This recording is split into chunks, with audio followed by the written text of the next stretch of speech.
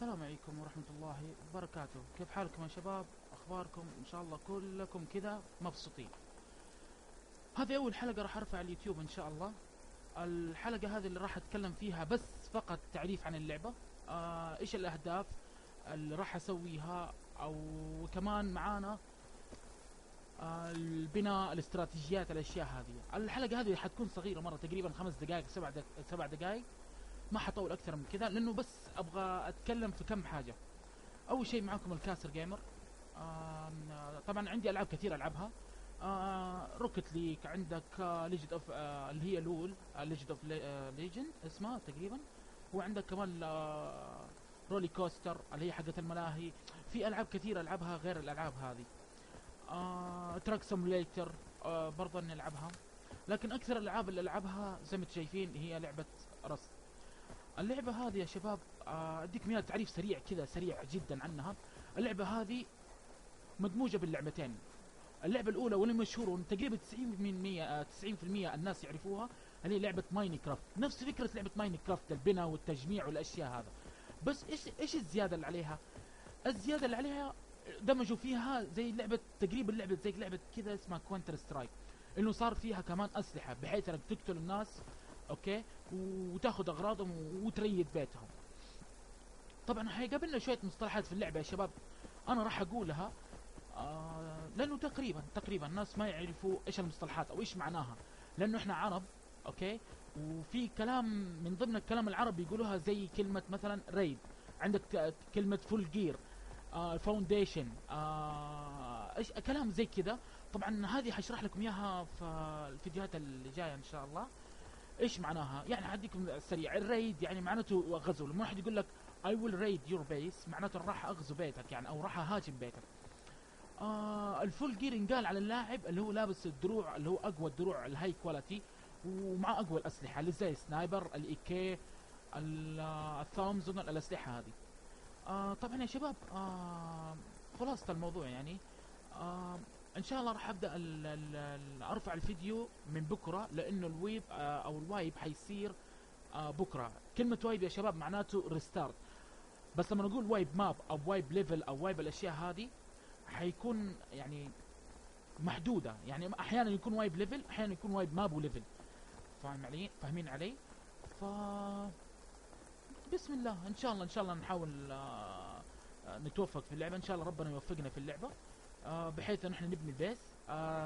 طبعا يا شباب الحلقه الجايه تقريبا حيكون 20 ل 30 دقيقة، ما حطول عن أكثر من كذا، لأنه صعب إنه الواحد يتابعني ساعة وساعتين عشان حلقة واحدة.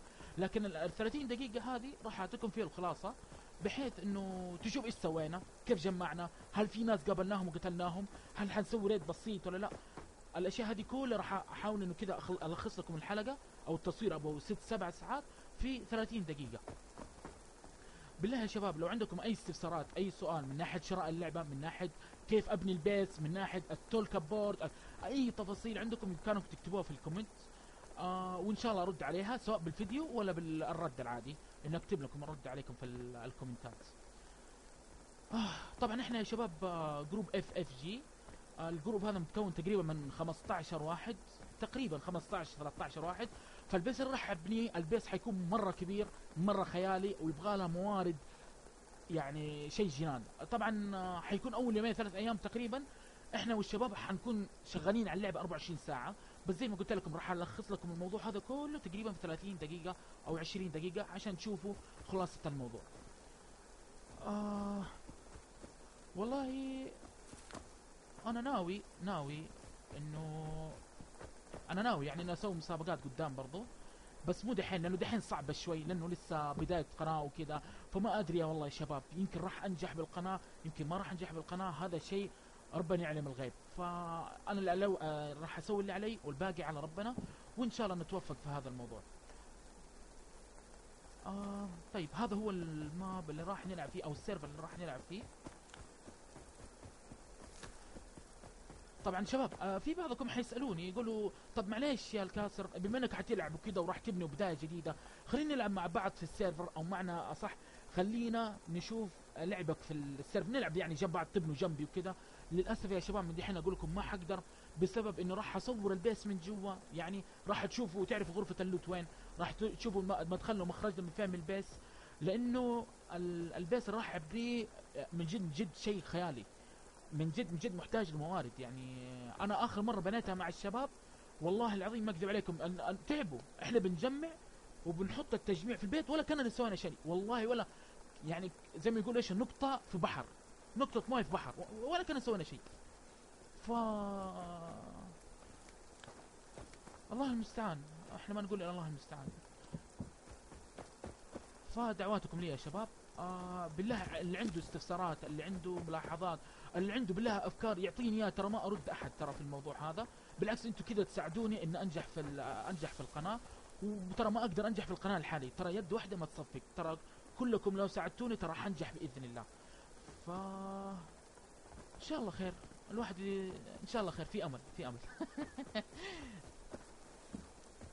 يا شباب برضو اكتبوا لي في الكومنتات، يا ريت برضو تكتبوا لي في الكومنتات ايش الالعاب اللي تفضلوها ان نلعبها، يعني مثلا زي رست. انا حسوي سلسله طبعا اول شهر تقريبا، او اول شهر، يعني اول شهر راح يكون في كل يوم حلقه عن الرست، عن البناء، عن الريد، عن الاشياء، ايش اللي صار، ايش اللي ما صار، متنا، صحينا، ايش سوينا ما سوينا. فان شاء الله الشهر الكامل هذا يعتبر في لعبة رست تماما. في روكت ليك برضو راح ارفع شوية مقطع، بس يعني شوية مقاطع بس بسيطة، يعني حتكون تقريبا دقيقتين 3 دقائق عن لعبي في السيرفر. الحمد لله اني اعرف العب روكت ليك، بس مو قد كذا، بس انه اوكي، شيء يعني اوكي تمام. انا راح ادمج دحين، راح اسوي مونتاج للعبة روكت ليك، الاهداف، الاهداف، الايبك سيف، الاريال هيت، all this stuff I will be tell you what's happening anyway. طبعا شباب قبل ما انهي الفيديو، طبعا ما ادري اذا تدروا بالابديت الجديد، الابديت الجديد راح يلغوا نظام الليفل والاكس بي. انا اتكلم عن نظام الليفل اكس بي، هذا المكتوب عليه ليفل 9 الاكس بي، هذا راح ينلغي دحين يا شباب. ايش النظام الجديد؟ اسمه كومبوننت سيستم، او اسمه قريب من كذا، ما ركزت في الاسم، لكن اخذت يعني نظرة سريعة. الموضوع بما فيه يا شباب، يعني مثلا الاسلحه زي ما انتم شايفين في الليفل اكس بي، ماني فاتح كل الاسلحه، ما معايا سنايبر، ما معايا الا كريسبو، وكمان في ليفل 10 ما معايا الا باونز وبول وسيف فقط، غير كذا ما عندي اي شيء ثاني.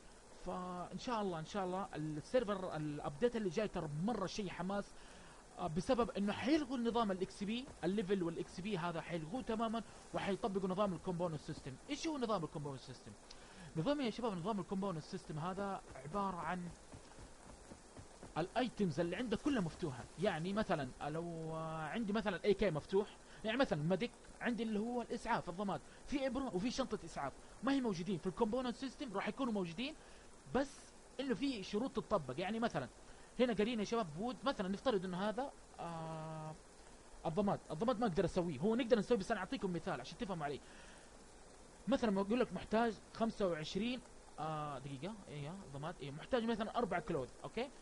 طبعا الكل يقدر يكرفت، لا الكومبوننت سيستم ما سوى كذا. ايش يسوي؟ يضيف لك الاربع كلود، زائد هنا يكتب لك مثلا 1 جير او 1 ميتال او 1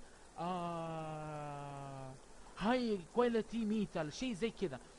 الاشياء هذه فين تحصلوها؟ طبعا لا تحصلوها في الحجر ولا في اي مكان، راح تحصلوها في اماكن معينه زي الكهوف، عندكم اماكن المصانع، هذه راح تحصلها، تجمع الاغراض هذه. طيب يا كاسر، هل فقط في الابر؟ لا، عندك الابر، عندك في البيلدينج، السور مسور، البوابه الكبيره من حجر يبغى لها اغراض، يبغى لك 1500 ستون، يبغى لك 1500 حجر، قصدي خشب، ويبغى لك كمان يقول لك جيب لي 10 شو اسمه هذا، حديد فاضي او شيء زي كذا. انا ما زي ما قلت لكم ما دققت في الابديت زي الناس، اوكي، بس انا اخذت فكره سريعه عن الموضوع هذا. عندك برضو الاسلحه، مثلا اسلحه الاي كي يقول لك مثلا ابغى مثلا 4 جير، ابغى واحد سمول رايفل، اللي هو سمول، اللي هو اسمه سمول فرونت رايفل، اللي هو المقدمه حق السلاح. هذه برضو تحصلها من المصانع، طبعا مو بسهوله تحصلها. الابديت هذا يا شباب طبعا جدا خرافي، بسبب انه المصانع حاليا في الاكس بي والليفل ما حد بيروح المصانع، ما في الا اشخاص يمكن عد الاصابع، او يعتبر مهجوره. ف في الويب او السيستم الجديد اللي حيصير حيكون احسن من كذا بكثير، حيكون المصانع فل، حيكون تقريبا زي ما تقولوا المصانع والاماكن اللي هو زي الريدت، الريد تاون، عندك ايش اسمها هذه الثانيه المعروفه هذه، الدوم، الاشياء هذه، المصانع، الكهوف، القطار اللي تحت النفق. هذا حيكون طبعا زي ما تقول اريا في اللي هو منطقه الحرب، انه كل واحد يقتل الثاني. طبعا كل ما تحصل غرض زي كذا بترجع البيت بتقدر تكرفت على طول. يعني اللعبه يعتمد دحين على مجهودك في التصويب والقتل، عشان تعرف تاخذ من اصحابك والتجميع، عشان تعرف تبني البيت سريع، وعشان برضو تعرف تسوي الار بي جي والسفارات السريعه. انا اتوقع يا شباب في الابديت اللي جاي حيكون صعب جدا انه الواحد يسوي ار بي جي او سي 4 بسبب الموارد، لانه زي ما اقول لكم يعني تقريبا المصنع ما حيكون فيه 5 ولا 6. انت بتتكلم مثلا السيرفر اللي احنا فيه في تقريبا 200 شخص، يعني كل مصنع حتلاقي فيه 30 40 شخص، يعني الشيء حيكون مره دمار، شيء من جد يفجر المخ. ف ان شاء الله بكره حنلعب اللعبه ان شاء الله باذن الله. كمان بكره يطبقوا السيستم، انا ماني متاكد ان بكره حيطبقوه مع الويب، لكن اتوقع 80%، لانه سالت الناس في الشات هنا وسالت في السيرفرات كثيره انه قالوا لي انه راح يطبقوا السيستم الجديد من بدايه الويب، اللي هو يوم 3 ان شاء الله. طبعا السيرفر اللي انا داخل فيه تقريبا الويب حقه كل شهر، فاتمنى التوفيق من الله سبحانه وتعالى. واتمنى يا شباب لا تنسون السبسكرايب، اللايك، وسوي شير. ان شاء الله القناه هذه راح تعجبكم، وراح اسوي يعني من جد راح اضغط على نفسي عشان القناه هذه تنجح. وبغض النظر عن القناه، والله عشانكم يا شباب، عشان تفهموا في اللعبه، بحيث ان اللي يبغى يلعب او اللي يبغى يشتري لعبه ترست يكون فاهم الموضوع من والى، والاستراتيجيات في اللعبه. كان معكم الكاسر جيمر، اتمنى لكم بالتوفيق. السلام عليكم.